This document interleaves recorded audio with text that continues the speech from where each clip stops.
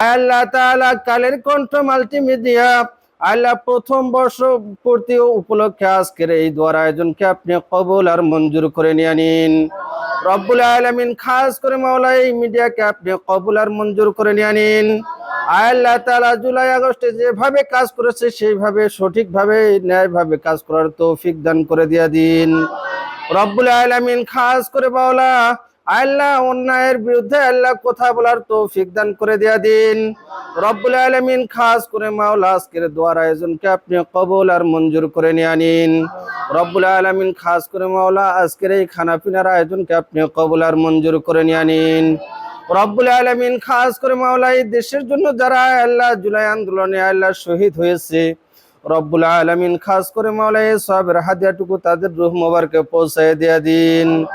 রব্বুল আলামিন, আমরা যারা হাত তুলন করেছে আমাদেরকে দিনের রাস্তায় কবুল আর মঞ্জুর করে নিয়ে নিন।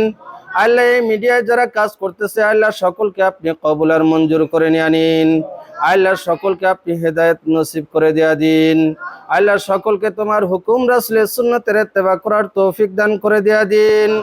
রব্বুল আলামিন, খাস করে মাওলা এই মিডিয়াকে আপনি কবুল আর মঞ্জুর করে নিয়ে নিন। রব্বির হামহুমা কামা রব্বায়ানি। মিডিয়ার সদস্যবৃন্দরা হাত তুলন করেছে গো মাওলা। রব্বুল আলামিন, যার হাতকে পছন্দ করেন তার হাতের ওসলা করে মাওলা আজকের দোয়ার আয়োজনকে আপনি কবুল আর মঞ্জুর করে নিয়ে নিন। আল্লাহ আমাদের আপনজন যারা কবরবাসী হয়ে গেছে গো মাওলা, আল্লাহ পাক রব্বুল আলামিন তাদের কবরের আযাবগুলোকে আপনি মাফ করিয়া দিন। আল্লাহ তাদের কবরগুলোকে আপনি জান্নাতের টুকরায় পরিণত করে দিয়া দিন। রব্বুল আলামিন, জান্নাতি পোশাক পরে জান্নাতি বিছানা বিছায় কিয়ামত পর্যন্ত ঘুমার ব্যবস্থা করে দিয়া দিন।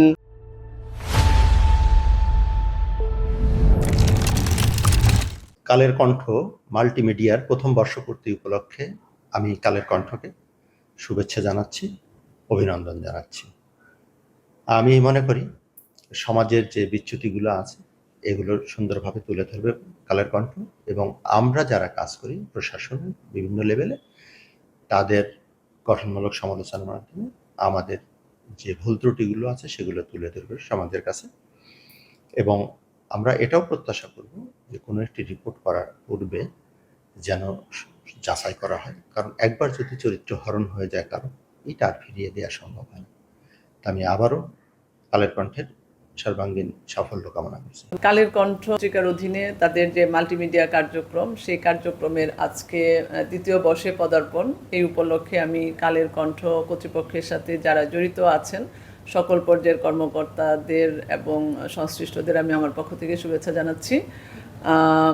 আমাদের গত জুলাই অগাস্টের গণ অভ্যুত্থানের যে আমাদের যে ছেলেরা যে ভূমিকা পালন করেছে, আমাদের সারা বাংলাদেশের শুভ বুদ্ধি সম্পন্ন মানুষজন যে ভূমিকা পালন করেছে, সেই জায়গাটিতে কালের কণ্ঠের এই মাল্টিমিডিয়া কার্যক্রম যথাযথভাবে সেই বিষয়গুলোকে তুলে ধরেছে।